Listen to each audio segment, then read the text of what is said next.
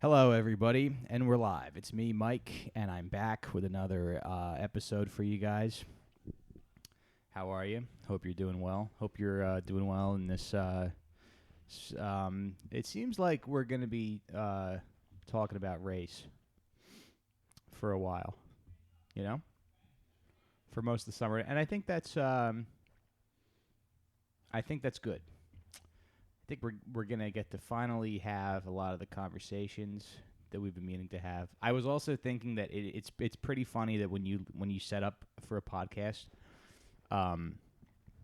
there's parts that are male and female. Like when you buy them on Amazon too, when you buy cords, like someone was like, okay, so this cord looks like the penis, and then this port right here that looks like the pussy, if that makes sense. I think we'll do that. I think what we'll do is when people are setting up their audio equipment, we'll remind them of penis-vagina intercourse. You know? That'd be good. Because this reminds me, look at this port right here. It's like 3 tiny penises. And then that other one is like 3 little pussies. Or we could call it the pee-pee and the butthole if you want to do that. No, we'll do male and female. Okay. No stupid. We're just brainstorming. No stupid suggestions. Anyway, it's nice to be here. I got a lot to talk about tonight. Sorry this episode is a little late. I'm sorry I lost last week's episode. It was pretty good. I did a solo episode, and I don't know where the hell it went. And I guess I have to look. And I cleaned out my hard drive recently, but I think I still have it on an SD card. So, yeah, very heavily researched episode about police shootings that I hope that you're not gonna miss out on now. Anyway, so we got a few things to talk about today. Also, if you don't mind, if you have it in you to donate some money on Patreon, you know. Give me $5. That's my main source of income right now. I don't go on unemployment. I'm not a fucking leech. I'm not a fucking government fucking dependent. You know? I work. I'm a man and I work. I work for every dollar that I've ever made. I mean, that's not true. But, yeah, give me some money. It's, as you know, it's, you can see what I make on Patreon. It's okay. It's all right. But I do a show every single day. And so you can hear that if you head over to unsubscribe from Chris D'Elia's Patreon and give it to me. How about that, folks? Huh?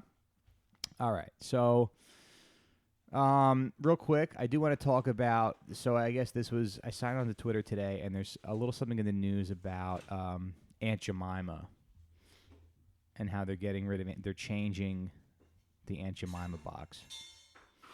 Now, it's funny because when you look at Keep talking. No, I can hear everything. That's okay. The Aunt Jemima box, if you're ignorant, if you don't know about the history, it looks like kind of racist. No, it doesn't look racist. It's just a lady named Aunt Jemima who's trying to sell you pancakes. I did a little 2-minute search into YouTube about Aunt Jemima, and when you start looking at the history of this country, you do see that black subservience and black servitude was used very often to sell products. You know? A lot of it was like, Uncle Ben's rice, Aunt Jemima pancakes. I think what happened was they used the likeness of a former slave to sell Aunt Jemima. Now, I think someone on Twitter argued that she was paid very well and she died a millionaire or something. I don't know what that's worth. I don't know what amount of money is worth that to sacrifice your, sacrifice your dignity like that. But when you look at like the way stuff was used, a lot of it was very like, when you look at the way that people of color were portrayed in advertisements, it was very like, all I want to do is make you pancakes. Right. Yes. You know? There's Deborah. Thank you. I'm here. She's yeah. here. Sorry. I'm almost 32. There's a whole routine I need to follow when I get out of the shower. Mm-hmm. I can't just go straight to your podcast. I think you look beautiful. Thank you. Mm-hmm. I do too. But you're a white woman, so you are going to age poorly. Right. Yeah. Mm-hmm. But when you look at like you look at Aunt Jemima and Uncle Ben. Just do a quick Google search and you'll see how like it was very it was very like it was like this basically slave is gonna make you breakfast. And I think people did kind of like that imagery, and I think that imagery was very damaging and bad because I think people do like when you tell someone they can do something, they'll feel like they're allowed to do it. So the imagery, imagery of like So when people say you can't make fun of white women, do you find a white woman who will say that you're allowed to? Is that why you called Rosebud today? That's not what that was about. No. I'm just saying when you're allowed to do something, when you're allowed to look at people of when you're allowed to look at black people like they fucking work for you and they love and they were put on this earth to serve you and you're that's being reinforced by advertisements, you're gonna believe it, and that's why people have a problem with Aunt Jemima. And it's easy if you don't know anything, you go, this country's so fucking PC and yeah, but hasn't this been like talked about being racist for a long time already? It's just like just now they're deciding to change it. Two, many things I don't know. I didn't really know that. Yeah, I've heard that a million times already. Yeah, because even Uncle Ben's rice, you go, oh, that's cool. It's like a nice, like it's like a black guy who and this is his rice. I never thought it was. I never saw that. I mean, even like as a kid, I never made that connection. But I guess that is how they sold rice. It was like, hey, this fucking illiterate, and the cream of wheat guy is apparently racist too, because what they've done is they've just used his face, which is looks like, oh, here's a guy who's gonna make me oatmeal. But they're on the box, and there were ads of him being like, well, I don't know if this has vitamins in it, but it sure is tasty, and I can't wait to serve your beautiful white family some cream of wheat. Oh my god! It was like, it's like offensive. Yeah, it's concerning. Like, I feel as though all of this is not new news, and the more you dive in, it's like the more stressful it is. Yeah. How like almost everything is awful. So it's easy to push away because everything seems awful. It's easy to be resistant because you kind of feel like, oh my god, another thing. Like, yeah, everything. You like, everything. Dr. Seuss is bad. Is it? Yeah, he has outdated cultural depictions of what? Of lots of different ethnicities and races and backgrounds. Yeah, right. Yeah, so... Well, I guess it does kind of get to a point where you're like, every single thing that you touch is either made by slaves or... That's why it's, like, odd to me when people try to say there is no such thing as systemic or systematic racism. Because... like there are like everyone who's alive now was alive during a time where it was like documented that people had different rights. Not everyone, but a lot of people alive still. Right. So like that generation of people still exists and walks the planet. Yeah. So, but I guess they would argue like, oh, it's not like that anymore. Right. But then I would argue that it takes generations like for people to for anything to change, and if that generation had that belief, as long as they're here, it's gonna remain. I feel as though that's like it takes generations for like people to build up and to also come down. There's also something about the past that's like very comforting when you look at like it's just there's something sort of like soothing about looking back on a time in your life and being like, oh, things like were like simpler, nostalgia, like things were simpler back then. Like I was watching, I watched What Would You Do on YouTube the other night, and that was like one of my favorite shows when I was a kid. What Would You Do with Mark Summers? Right. And I'm watching it and I'm like, man, this show like it's still a pretty good show. But it's but not now you really, realize it's all pedophiles. Right. It's not really based. It's not really structured. It's just Mark Summers like doing crowd work. It looks like it's shot. It looks like shit. Like I don't know if it looked like that when I was a kid, but I don't remember it that way. It But looks pretty good then. It looks like a fucking like a camcorder footage of like somebody's vacation. Well, also the TVs back then were not like high definition as they are now, so you are seeing more flaws. But I just don't remember it looking that bad. Yeah. Well, I mean, because that was you had nothing else to compare it to then. Yeah. But yeah. But also, like it looks like shit, and all those like so many kids that went through the doors of Nickelodeon got molested. Right. Yeah. So it's like a bummer. Yeah. Totally. That's why I like Rugrats because it's all adults. It's all adults doing the voices. Yeah. Yeah. Got to stick with the animated shows. No one got molested during the making of Rugrats. This is the one show that we promise nothing bad happened. Yeah. And it's crazy how, like, because I remember growing up thinking, like, because I used to watch True Hollywood Story a lot, or, like... True Hollywood Story? Yeah, and also, like, you know, behind the music or whatever. Because I always wanted to be, like, a famous singer or actress or something. And I would think to myself, good, like, all of these people had really hard lives. My life has already been kind of hard, so I got that down. But it seems like everyone who's famous has a bad life. They're never happy, so maybe I shouldn't be famous. I would always think that. So it's just odd that like you just accept that like. And then you meet Colin Jost, and you're like, wow, God really blessed you. But he's not that famous. He's pretty famous. He is, but he's not really like he's not as famous as Scarlett is. Like if I say like. Whenever I was talking about him, I'd have to be like, you know, Colin Jost. Have you ever seen Saturday Night Live? Do you know Weekend Update? Well, the white guy, that's Colin Jost. Yeah. Like, that is how I would say who he is. So, it just seems like, you know, bad things happen to, like, you know, celebrities get raped and people are just like, fine. Yeah. Well. And people are racist and people are like, that's just the way it was then. That's the way it is. Hey, honey, speaking of rape, you know who else gets raped? Is tiny Caribbean nations by U.S. imperialism. Right, yes.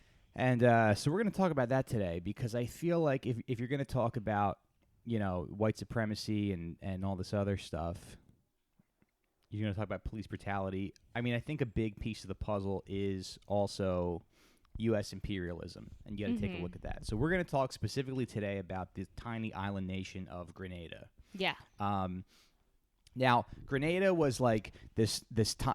Well, it still is.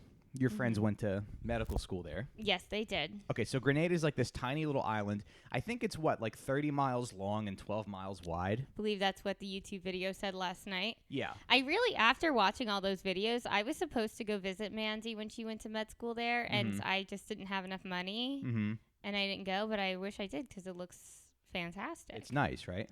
Yeah. And that's, I mean, I don't know. The other thing, too, is it kind of sounds like Grenade. But I think that Americans are a little precious about where they'll travel, right? Like most travel destinations, I think are pretty safe. Maybe, I mean, there's certain countries that I might not go to. But my cousin went to Guatemala, for a little bit. That's where she met her husband. So it's like I don't think that you can. I don't know.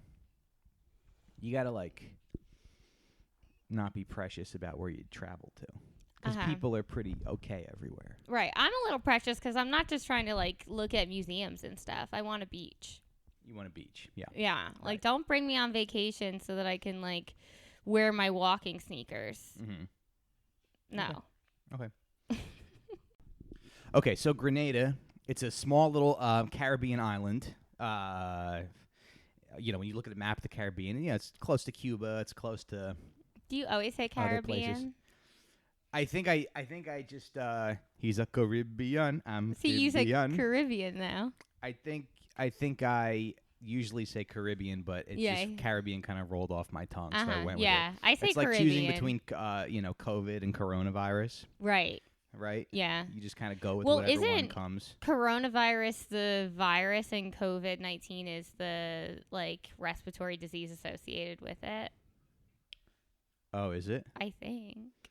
I don't know. Yeah, I think. I don't know. I don't know.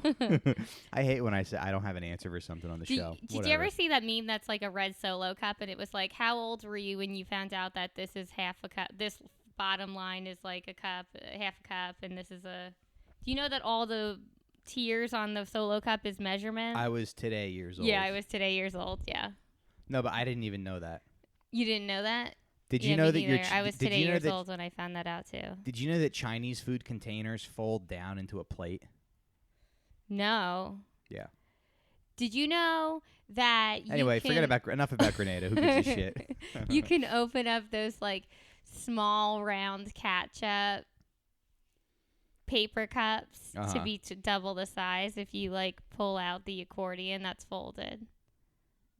Why don't you just get another ketchup cup? I suppose that's wasteful. It's the same amount of material. You get to a certain point with these little hacks where you're just like, okay, enough's enough. I'm always impressed with the magnet type cleaning situations. Like they'll like put a painting stick, like a mixing stick with a magnet on one end, and then they'll put like a paper towel around that and then stick it into a bottle, and then put a magnet on the other side and then clean it by moving the magnet. Oh, yeah. And then that drags the towel.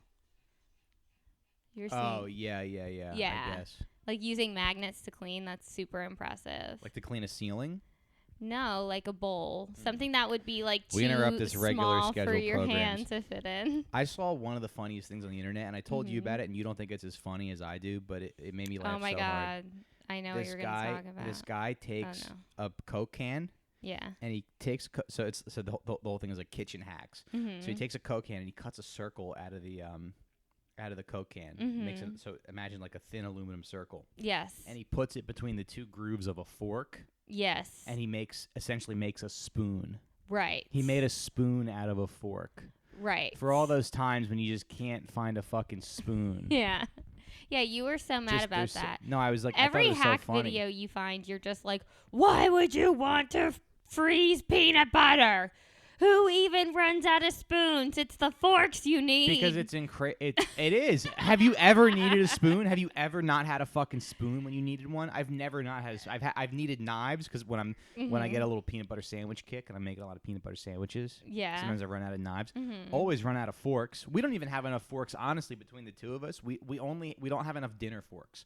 I just think that the forks should get washed more frequently. Fine. We have 4 dinner forks, and we have. All right, let's get to Grenada. I don't want to talk about this anymore. Is there a microphone stand on that behind you? Yes. I could use one if you don't mind. Oh, would you like me to get it? Do you mind? All right, I do a bit, but I'll do it. Okay, forget about it then. All right, so Grenada is this tiny little island. Like we said, 30 miles by 12 miles at its widest point in the Caribbean. Right, and it's a lovely place to travel. Lovely place to travel. Your friends went to medical school there. And it was granted its independence by England in 1974, I think. I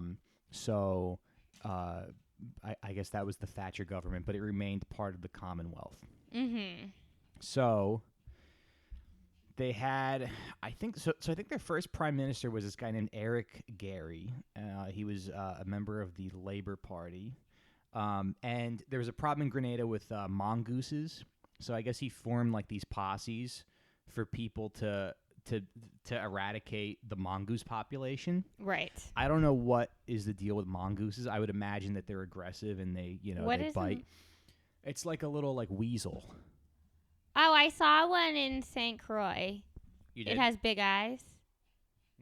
I think. They're like little weasels, yeah. Yeah, I remember like my Aunt Jessie said that was a mongoose, and I was like, and then she's like Animal Planet, so I believed her. Yeah. Okay. So Eric Gary's mongoose gang. Now Eric Gary is the liberal leader of Grenada. His mongoose gang ends up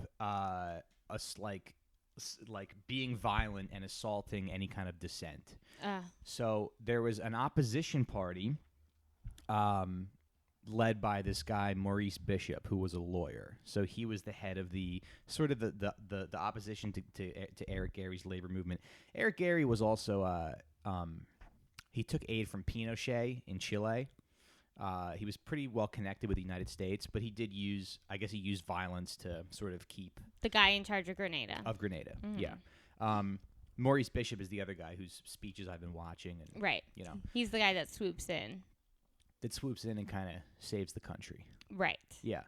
Now, when you talk about who describes him as saving the country, which population, if you were to listen to? I would say the people of Grenada. The people of Grenada. Okay, good. So that would be something that would be trustworthy. I think so.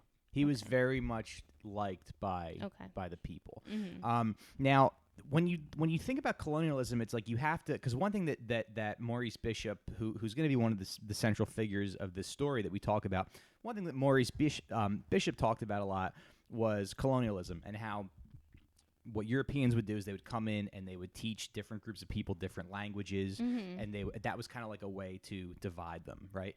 There's right. this and I think when you think about, imperialism, you have to think about wealth and maintaining wealth, and right. like that's kind of like the central point of what I want to get to in this episode. You have to sort of and we've done a lot of episodes about this where it's like they've battleshipped some places.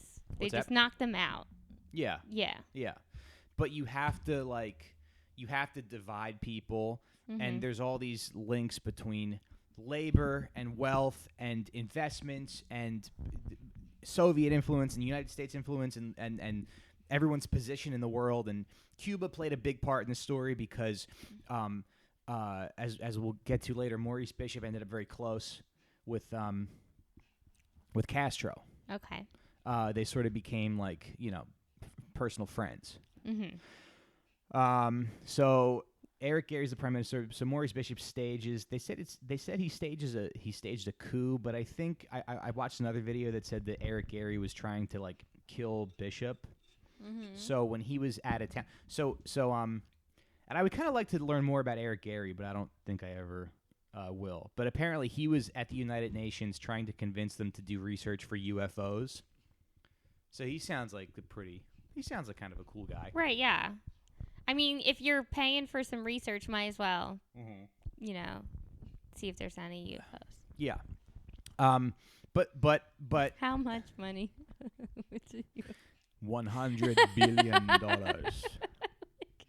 How much is the budget? How much money? Yeah, I don't know. But I want to talk about Maurice Bishop a little bit because he does seem like he's really he's like a man's man, Mm-hmm. He's got a deep voice. He's a good speaker. He was born. He went to London to study law. Mm-hmm. He's a very bright guy. And he does seem to be a pretty, benevolent person, even mm-hmm. though anybody in power has to do stuff that they probably don't want to do to, right.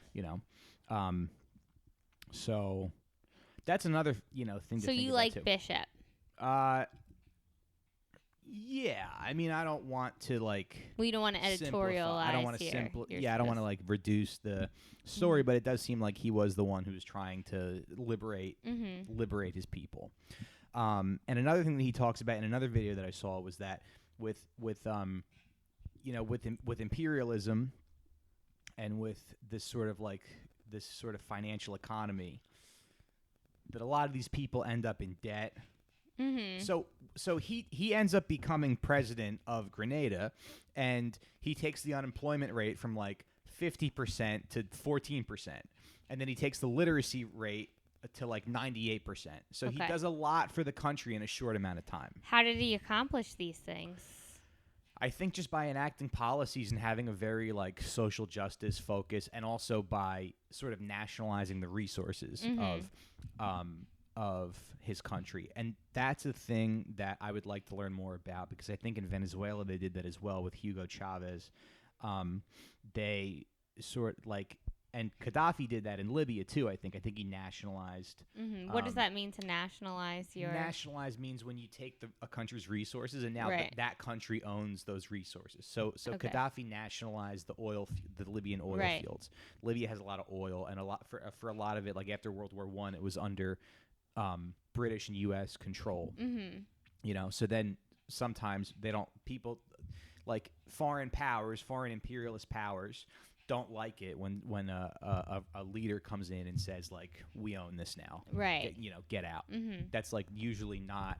That usually doesn't end well for people. I think they said that in the videos that Grenada made a lot of rum and nutmeg came from there. Yeah, and mangoes. And mangoes. So they did.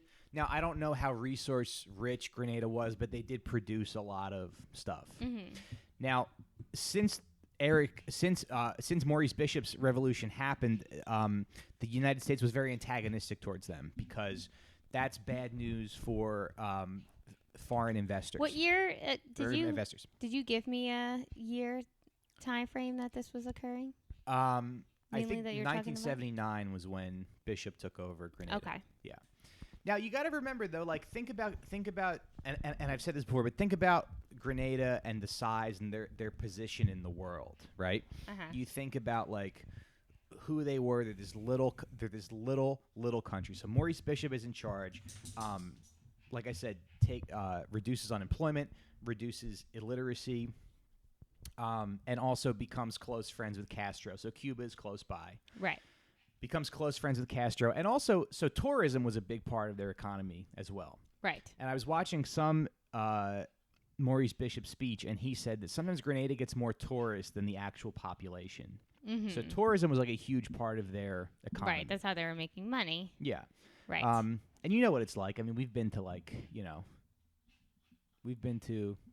like Croatia or yeah, like places that they depend. Yeah, it's a export or yeah. You think too, like when you drive through Midtown, and Midtown's like empty right now because of COVID. Yeah. Like there have to be so many just gift shop owners with like just 1,000 little Statue of Liberty keychains that they can't. Like, what do they do with them? Yeah.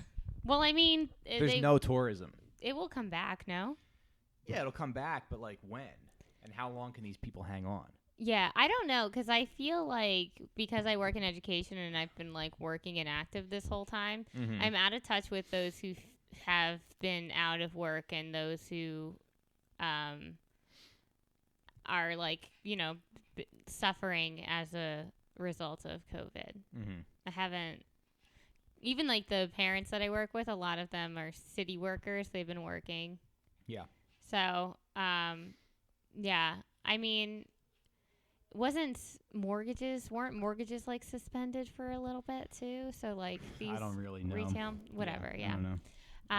But yeah, so the United States did not like that Grenada was educating its people and making money and becoming communist. They didn't, right. They were becoming communist and they didn't. And this is during the Reagan administration. And Maurice Bishop was sort of an unapologetic Marxist. So they didn't like that there was somebody who was like not sort of, playing ball with them. Now that's what happens when, now it's like, if you're an investor and you're some guy in the U.S. and your stock portfolio has, I don't know, is like, you're investing in, I mean, you have to simplify these things, I think, because they are pretty complicated. But let's say that I'm a shareholder in like the U.S. mango company or something. And now all of a sudden, this mango company can't pay their workers 14 cents an hour anymore. That's going to cut into profits, which is going to cut into my portfolio. So it's like, that's not good. You're going to be like, get those fucking farmers back out there. I don't give a shit. I got a daughter who wants a pony. Right, exactly. I don't fucking fuck them. This is why rich people are the worst. This is why they're the worst, but they don't even have to look in the eyes of people that they're fucking over. Right, yeah. Right? They get to be like, hey, get me Jimmy Carter on line one. You tell those fucking mango farmers that I'm gonna raise hell. Right. You know? You don't even have to look the guy who's working 10 hours a day picking mangoes. Right, yeah. You don't even have to look him in the face and be like, oh, actually, fuck you. Exactly. You can just get someone else. You're just like, I want to make money off this investment. Yeah. So you can get basically just get the U.S. military to do your dirty work. And I mean, I'm kind of like new to all this stuff, so I haven't had these dots connected in my head for that long. Hopefully people who are listening to the show are in a similar position as I am. Right. Where we can learn a little bit about, but yeah, so they didn't like, so Ronald Reagan didn't like that they were building an airport in Grenada. Now, they were building the airport because they had tourism and they wanted to bring people in. Right, yeah. Right? But they also had Russia help them build this airport. Is that accurate? They had Russia help them. So they were like, I feel as though, United States has a long history of just not liking communism. Mm-hmm.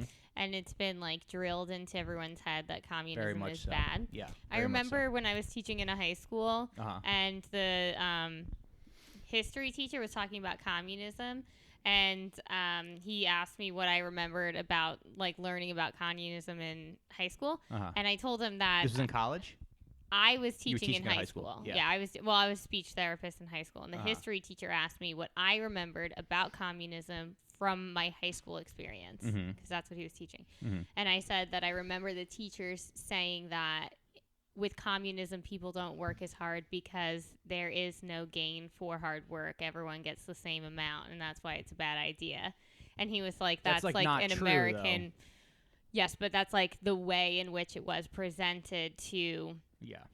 Well, they go, hey, under communism, a doctor makes the same as a garbage man, so there's no reason to become a doctor. As if money is the only incentive for doing anything. Right. Which it's not. I mean, I think a lot of that. Garbage men make a lot of money.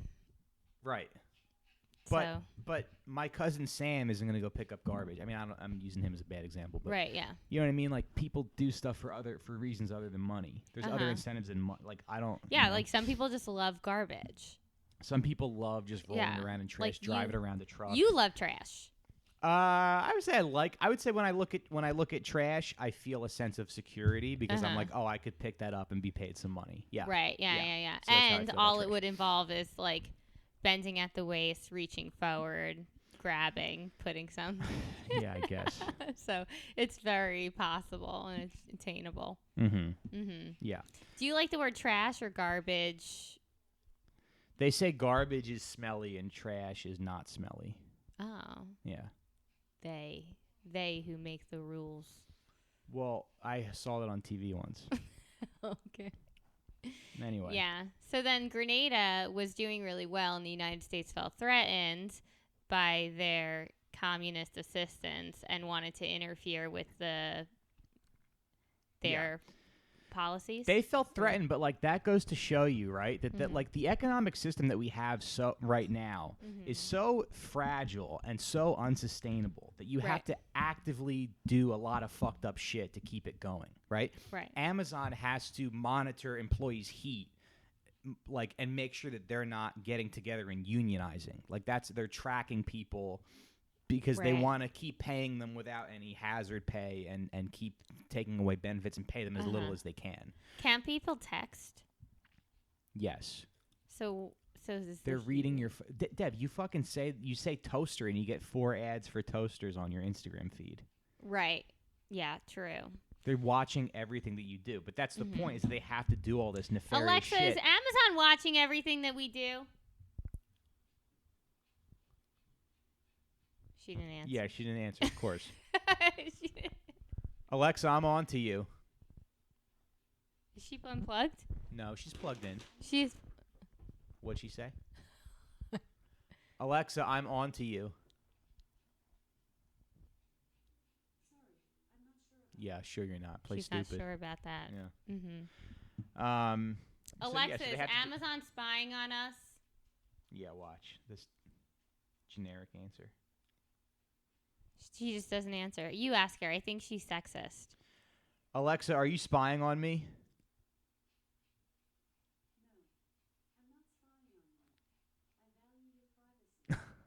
She values our privacy. She said, I'm not spying on you. I value your privacy. Anyway, the point is that why can't this little island nation own the fucking mango forest? That's the point. Yeah. Why can't they just do what they do, sell it to people? Why can't leave why them does it have to be? alone. Why does some fucking company, some fucking shithead like Jared Kushner own the fucking mango plantation and get to make policy for everybody who's working there and creating profits? It's because this system sucks. Right. And they have to keep their fucking feet on people's necks. They have so to that's oppress why people so that they can stay on top. Yeah. So Reagan really didn't like it that they were building an airport, even though Maurice Bishop met with I think met with Ronald Reagan and said, we're just building this airport. Right, to increase tourism. To increase tourism. Yeah. It's such a huge part of their economy. And yeah, so was Reagan the worst president?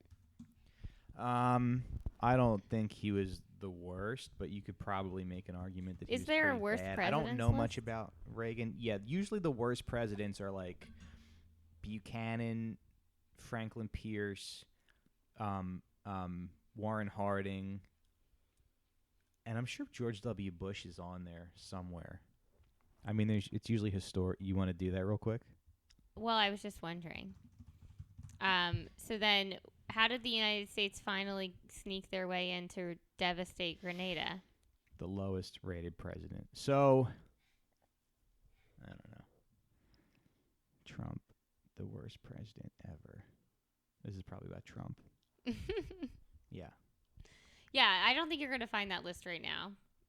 There's no way for all the bad stuff that Trump will be remembered as the worst president, though. I don't think.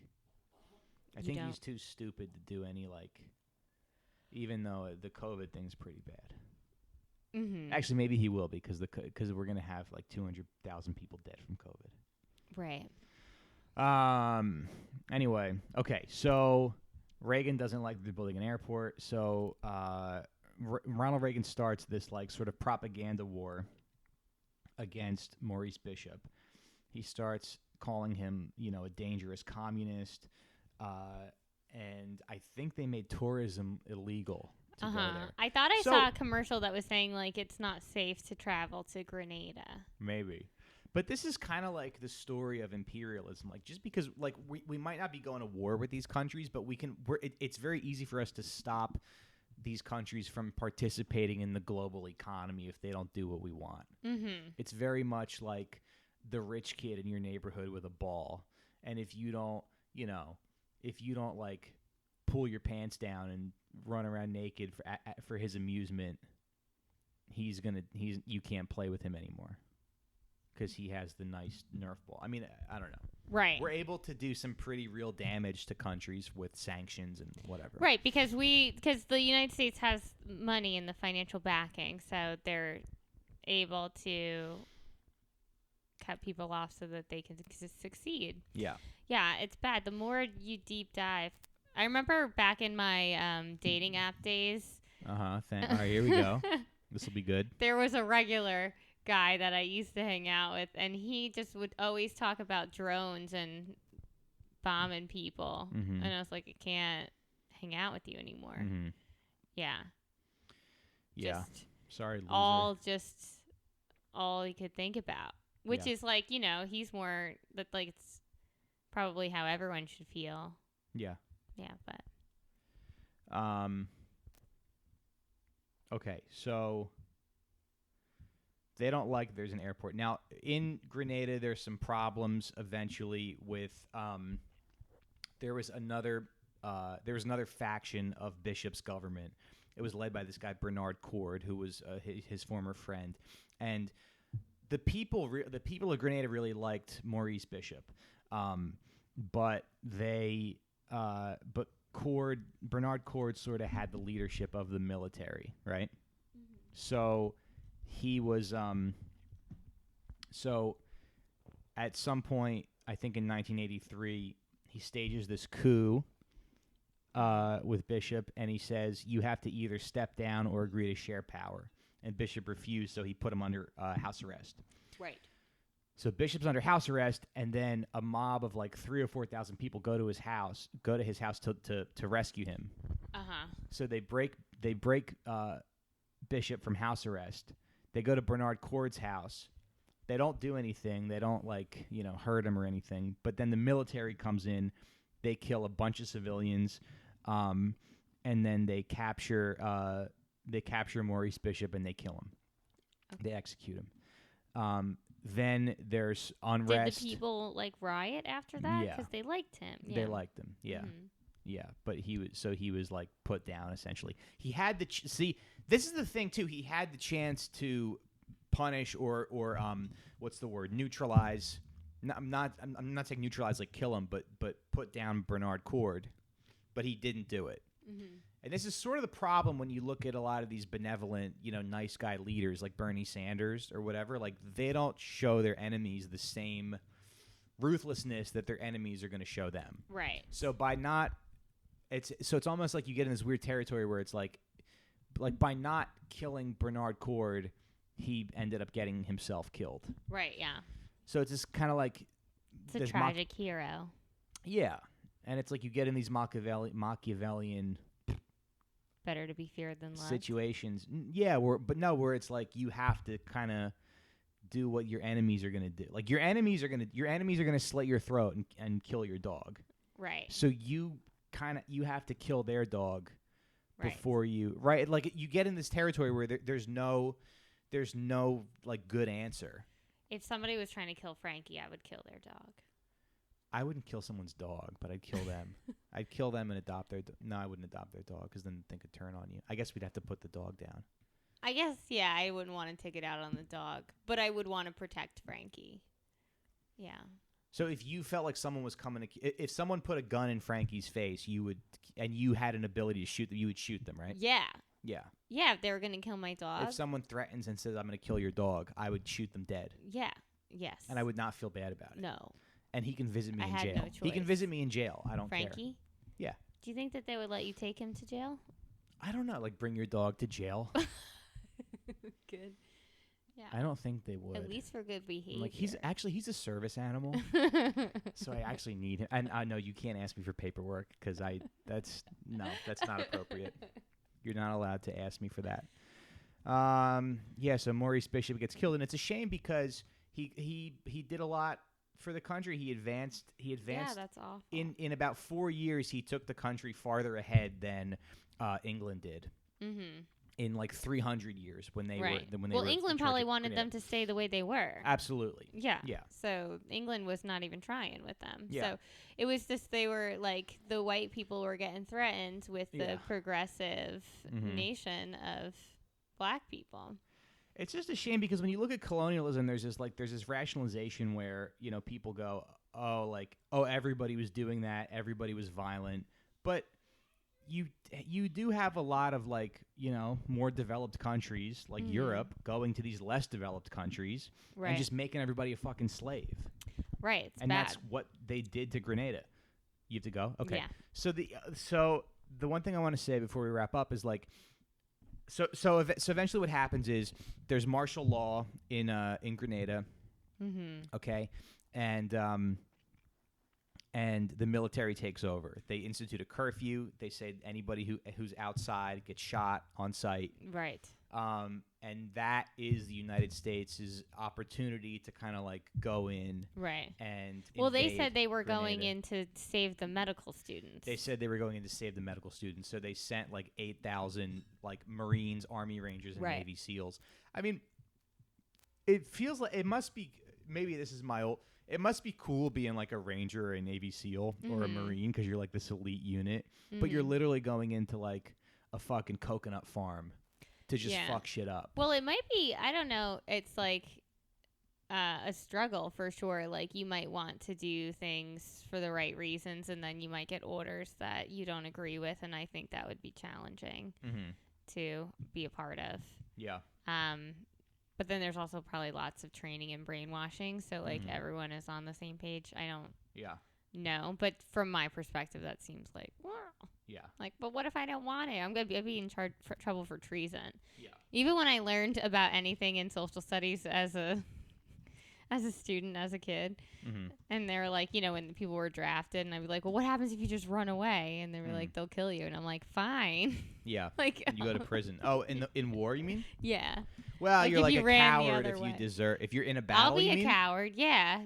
If you ran the other way, that's what I would think. Well, you're fighting somebody else's stupid war. Exactly. You know, this isn't my problem. Yeah, you dragged me out here. Yeah. Let them be in charge if they want.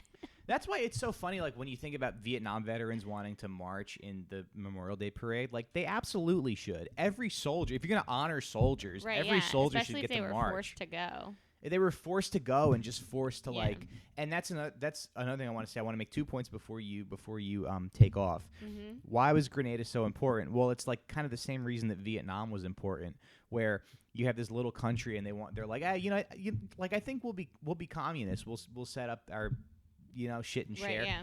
Then when the rest of Southeast Asia starts seeing that works, then they're going to start doing it because you're going to give them a better system, a better way of doing things. Yeah. So you have to just go in and throw fucking 300,000. Yeah, so white people come in and ruin things so that they can stay on top. Right. It's gross. How many American casualties?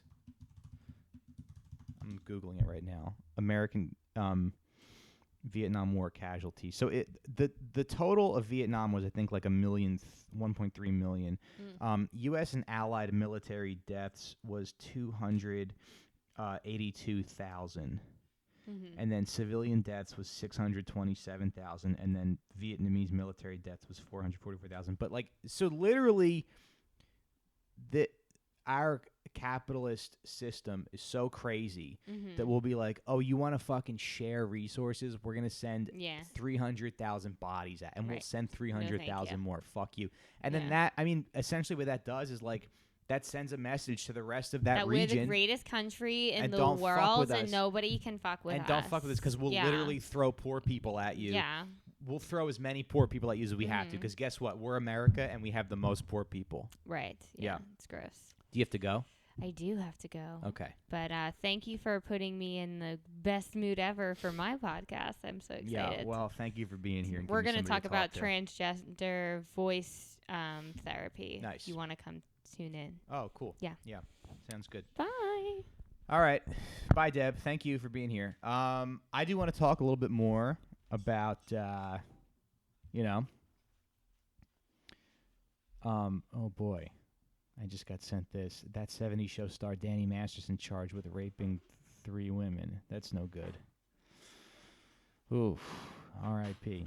Anyway, that's sort of like the crazy thing about imperialism, where it's not about it. I mean, yeah, it is about preserving your own wealth of these little nations, but it's like you can't just let one of them do it, because those ideas will spread to the rest of the region, because the system that we live under is a fucking awful, oppressive system. So that's what I want to say about that. So that's why we had to go into Grenada and fuck shit up, because you're going to give the rest of them ideas. It's a shame, you know?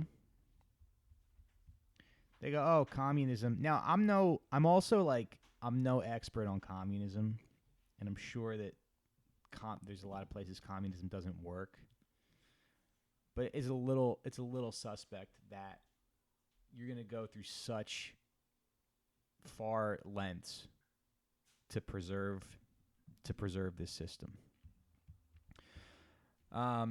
Anyway, I'd like to share with you guys some excerpts from some Maurice Bishop speeches. And I should have had this preloaded, and I didn't find the right one. Okay, so damn it. Where? Oh, here it is. No, that's not it. Okay. All right, so 48. Another great speech. Yeah, this is it.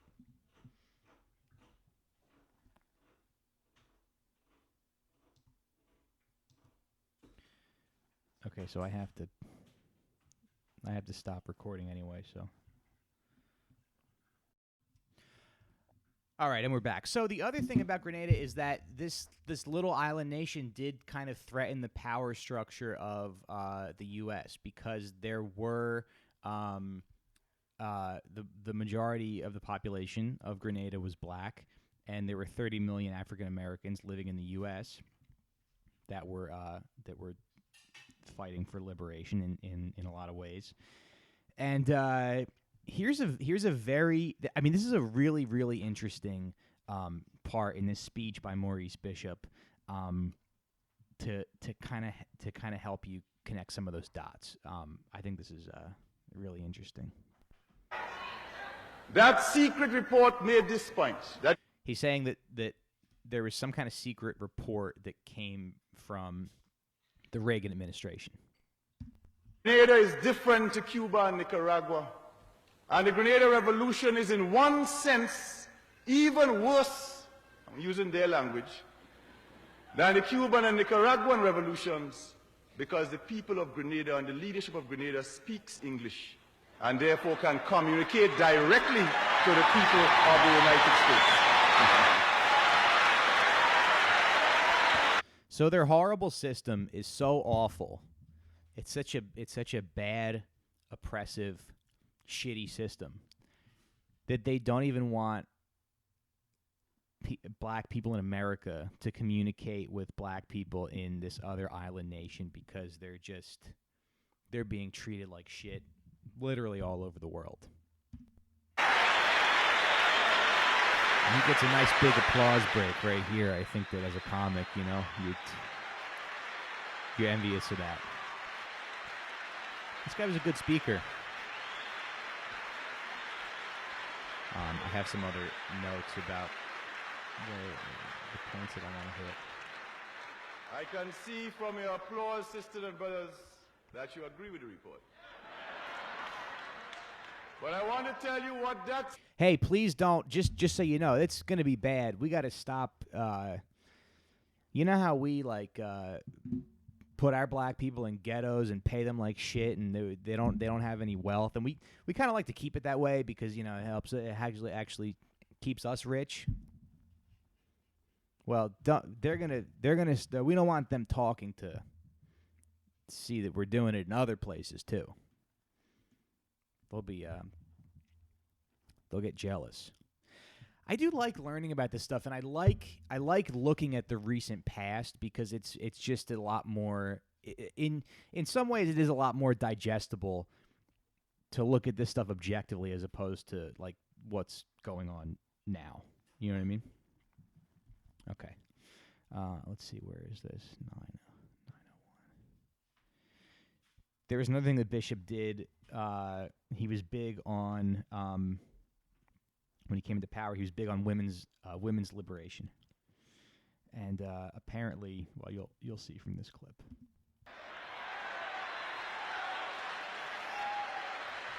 Salvador Allende of Chile was elected in September 1970. You know what? That's the wrong clip, but I do want to let me preface this really quickly. So, this is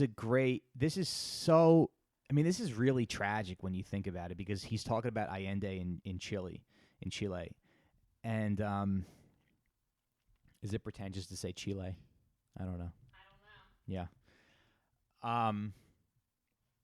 This is interesting because it just feels like your enemies are always going to try to like make the rules and make you play by their rules. And this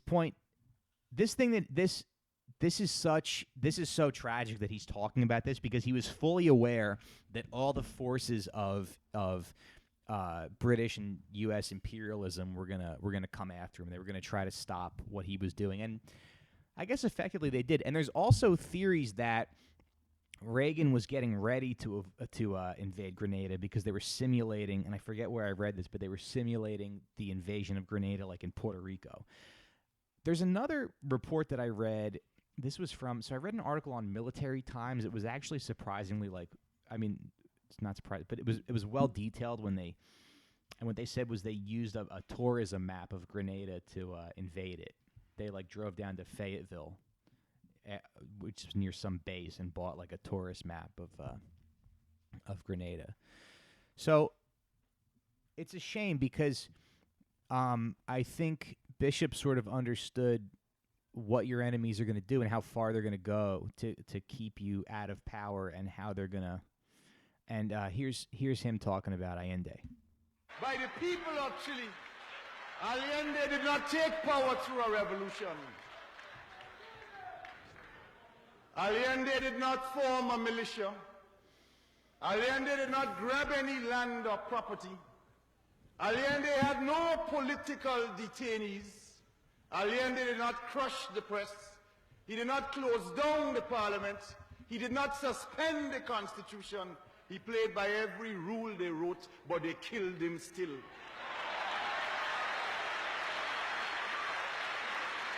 They write these rules, and then they want you to play by the rules, and then you make a mistake, and it's so it's such a fucking shame that you play right into their hands. And they go and they do it, and they did it with Bernie. You know, they were like, your people are so mean, and then all of us tried so hard to be on our fucking best behavior, and to not. I mean, most of us did. Yeah, a couple, but for the most part, because I remember that Bloomberg ad when they were like, oh, look at all this bad stuff that Bernie people are doing, and there were like maybe two that were actually offensive. I do feel like when you look at the movement as a whole, most people did try very hard to be on their best behavior, and there's always able to be like Bernie supporters raped me with their curse words, and I was just they said that he fucking re-traumatized them, that he reminds them of their dad who they're so you have to have no tolerance for when your enemies are pulling their fucking tricks, their fucking white woman tricks, as we know that you all love to do. Right, fellas? Okay. Now, yeah. Now, do I have another clip loaded? Let me see. Okay. I think this is him talking about women's liberation in Grenada.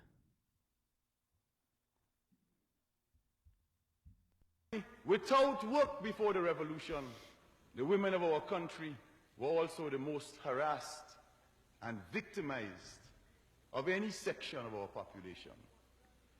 Those few who were granted jobs from time to time. See, this is how you know that this guy's a little ahead of the curve, because sometimes, you know, it just seems like to me this is a guy who genuinely cares about women's liberation. And as much as I want to say dudes rock, you know, I think sometimes I think guys have a lot of blind spots in those areas. Sometimes I'll admit it, you know. But yeah.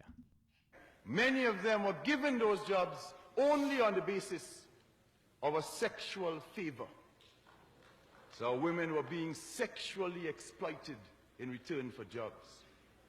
The very first decree of the revolution was to outlaw sexual victimization and exploitation of our women in return for jobs. This is just kind of a tragic story too, because it wasn't like the U.S. just went right in and like took this guy out, like, you know, like shamelessly took this guy out. They did exploit some unrest in the country, and they were sort of able to be like, they were able to kind of, you know, swoop in and be like, oh, we got it. We're saving our beautiful women. We're saving those beautiful blonde doctors. We have to do something about this. Look at those savages. They're all killing each other. You know, it was a pretty. I don't know who Reagan's Secretary of State was. Let me look that up real quick, because I you know, when you're listening to a podcast and they're fumbling with information that you know, it's very frustrating. State. I know it wasn't George Shultz. Alexander Haig. I didn't know that. I've never heard of this guy.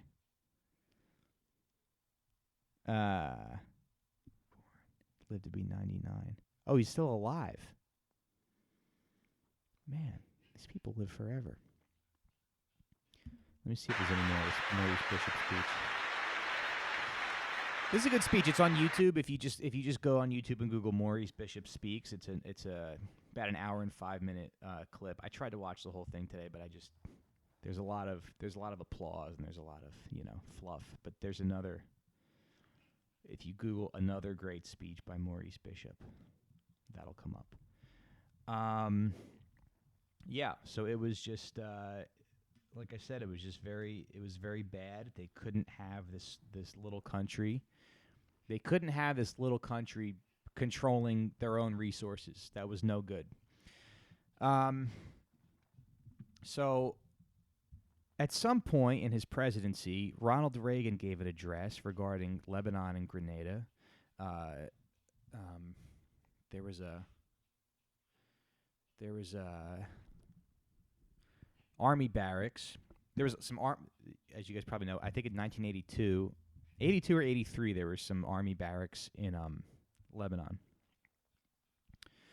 and a truck bomb detonated and killed, I think, 272 Marines. I'm not sure I want to say it is 272. Actually, I would put money on it. Google that to see if I'm right, because I'm doing this off the top of my head, but I think my autistic brain does remember it was 272.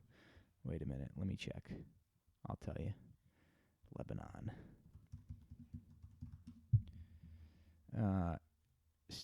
Injuries. Non-fatal. What happened to the Marines in Lebanon?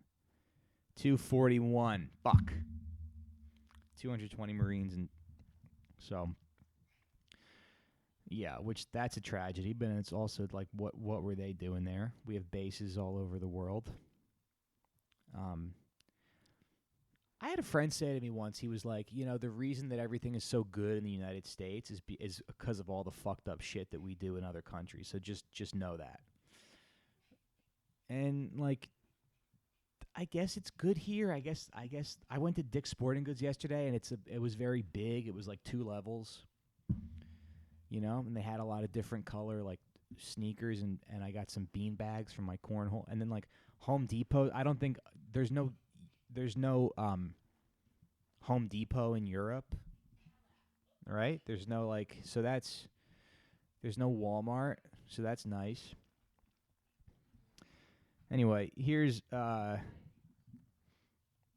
Ronald Reagan. Now it's like they were able to be like, now the international community didn't think that when the U.S. invaded it was a good idea, but they were sort of they were able to be like, oh, yep, we're the good guys. We swooped in and we fought off the unrest, and we saved the day, Anyway, here's Ronald Reagan on Grenada. Oh, sorry. That he might like better relations with the United States. He even made a trip to our country and met with senior officials at the White House and the State Department. Whether he was serious or not, we'll never know. On October 12th. Yes, I just want to make sure that my people are educated and they don't starve to death. Well, I don't know about this guy. I think that maybe he might be up to something. Him and Castro. That was another thing too. After the unrest, Bernard Cord appealed to Castro for like military aid, but Castro liked Maurice Bishop too much, so he refused. Just an all-around good guy, Hey, we'll never know. We'll never know what his true motivations were. He said I would like to drop the infant mortality rate of my country, but I don't know. I think he's a terrorist. A small group in his militia seized him and put him under arrest. It's just the system that you're upholding is no good. It's really no good. They were, if anything, more radical and more devoted to Castro's Cuba than he had been. Several days later, a crowd of citizens appeared before Bishop's home, freed him, and escorted him toward the headquarters of the military council. They were fired upon. A number, including some children, were killed, and Bishop was seized. He and several members of his cabinet were subsequently executed, and a 24-hour shoot-to-kill curfew was put in effect. Yeah, so Grenada. That's what happened, and then we went in and we saved the day. I'm sure there's a lot more. I mean, I didn't get to cover too much, in this short amount of time. I'm sure there's a lot more information. There's a lot more interesting stuff that I didn't get into. But hopefully you guys got a little bit of information on this, and you learned a couple things, and you'll do some more research and look into, all this other stuff. So support me on Patreon if you don't mind. SitDownPod /Mike Racine. Or if you guys want to shoot me a little Venmo, my Venmo is Michael-Racine-2. I would appreciate, some donations or whatever. You can give. Well, I don't know. Am I exploiting? I don't think I don't know. We all gotta fucking. You know what? Fuck you. We all gotta make a living. We all gotta make a living somehow. Okay, so yeah, that's our show. Thanks for being here. And if you're a Patreon subscriber, I'll see you tomorrow. And if not, I'll see you next week. Bye-bye.